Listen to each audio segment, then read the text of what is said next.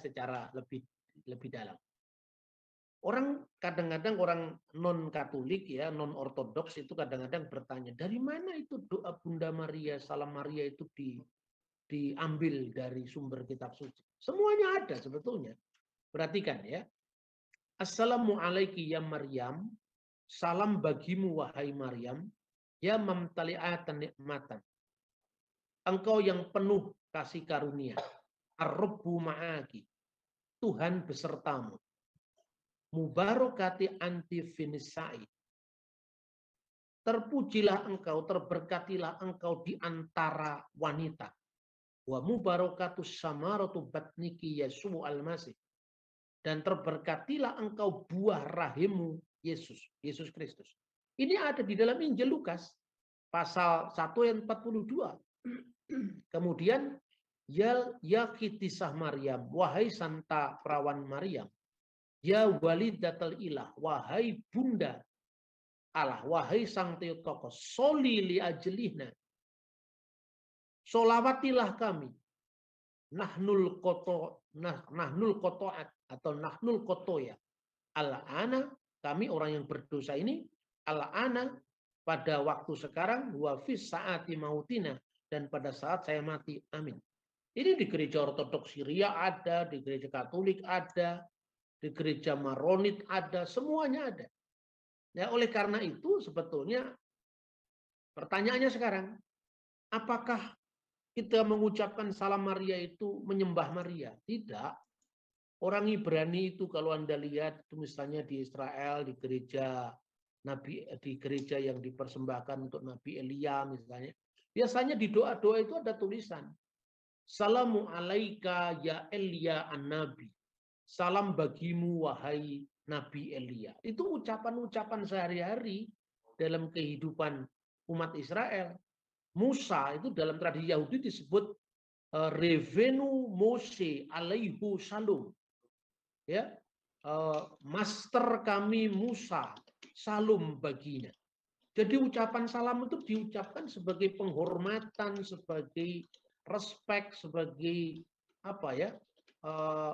Ya pujian. Seperti kita mengucapkan Shalom alaikum bisem hamasya, Assalamu alaika itu adalah apa namanya penghormatan. Tetapi apakah itu penyembahan? Tentu tidak. Karena berbeda antara menyembah dengan sujud proseki dengan hiperdulia itu berbeda. Nah kemudian yang kedua, rumus itu semua dari ucapan malaikat. Salam Maria penuh rahmat atau salamu alaiki ya Maryam ya mamtali'atan nikmat yang penuh berkah penuh rahmat ar-Rabbu ma'aki Tuhan sertamu. Terpujilah engkau di antara wanita. Itu semua ada di dalam kitab suci. Dan terpujilah buah tubuhmu. Dalam Alkitab terjemahan lain diterjemahkan buah rahimmu, yaitu Yesus. Karena apa? Yesus itu sepenuhnya Allah sebagai firman Allah. Dan sepenuhnya manusia sebagai putranya Maryam. Ya khidisah Maryam. Wahai santa perawan Maryam, bunda Allah. Ya walidatul ilah. Soli liajlina. Lalu dari mana kita berdoa kepada Maryam atau supaya doa kita dikabulkan Maryam? Sama sekali tidak. Begini, ini penjelasan kepada orang-orang yang salah paham ya. Orang persekutuan beriman itu tidak putus ketika orang mati. Sebab Yesus mengatakan ketika Lazarus ya meninggal, lalu dia mengatakan kepada saudaranya Lazarus itu, dia tidak mati. Barang siapa percaya kepadaku, dia tetap hidup sekalipun dia sudah mati.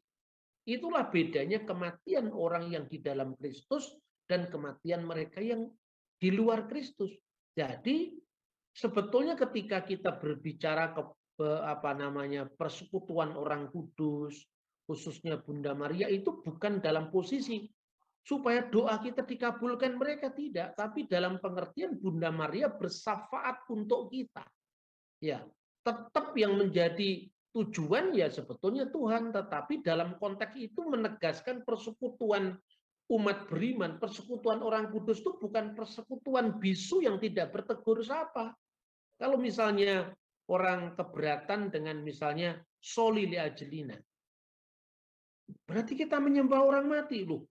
Itu kan penghinaan kalau kita menyebut Bunda Maria itu mati. Wong itu dari buah rahimnya saja lahirlah Sang Kristus, dan dia yang disentuh oleh keilahian itu dia menjadi bercahaya. Ingat ketika Musa menerima 10 perintah Tuhan, dia turun dari Gunung Sinai, orang melihat wajahnya bercahaya. Apalagi Bunda Maria yang mengandung Kristus yang adalah firman itu sendiri menetap pada rahimnya.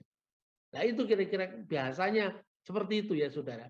Bukan kita mendoakan Bunda Maria, tidak. Ini berbeda dengan apa misalnya kita mendoakan pemimpin agama, tidak. Justru karena persekutuan orang kudus itu tidak berhenti ketika orang mati, ya, tapi tetap hidup. Maka sekarang pertanyaannya, orang-orang yang sekarang di Yerusalem baru itu kerjanya apa sekarang? Bersekutu kan, bersekutu, berdoa, minta kepada Tuhan. Nah, yang didoakan siapa? Dia sudah menjadi sempurna. Kan begitu kan? Roh-roh orang benar yang kini sudah menjadi sempurna. Bisa dibaca misalnya di surat Ibrani pasal 12 ya misalnya. Kita membaca misalnya, sebab kamu, pasal 12 ayat 18, sebab kamu tidak datang kepada gunung yang dapat disentuh oleh api yang menyala-nyala, kepada kegelapan, kepada angin badai. Kemudian ayat 22.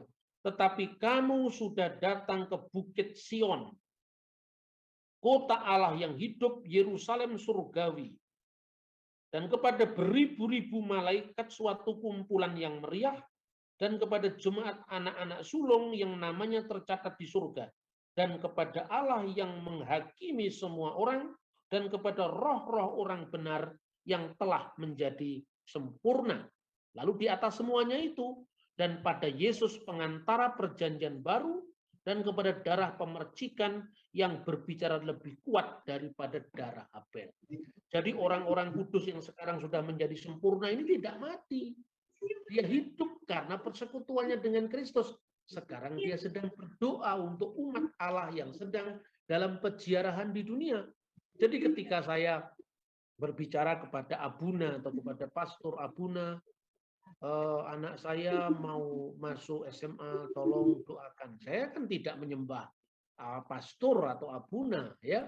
Ketika misalnya kita bernyanyi misalnya, bersama malaikat di surga, lah itu bersama malaikat di surga kita memuji. Artinya apa? Bersama malaikat dan persekutuan orang kudus. Saya kira itu. Jadi itu bukan berdoa pada orang mati, juga bukan mendoakan orang mati, karena kekristenan itu dijamin hidup yang kekal oleh Kristus. Tetapi ya kesalahpahaman itu muncul tadi kan saya bilang karena kecelakaan sejarah. Mula-mula Martin Luther tidak pernah kehilangan hormat pada Bunda Maria. Misalnya, dia tetap menyebut Maria sebagai Bunda Allah, Theotokos, ya. Martin Luther mengatakan Maria adalah sepanjang hidupnya dia perawan. Dan Maria, sekalipun Luther menolak gelar-gelar Maria yang dianggap oleh Luther itu berlebihan katanya, tetapi gelar Theotokos tidak pernah ditolak oleh Luther. Karena Theotokos ini gelar dari bapak-bapak gereja sebelum perpecahan, itu dari konsili-konsili ekumenis.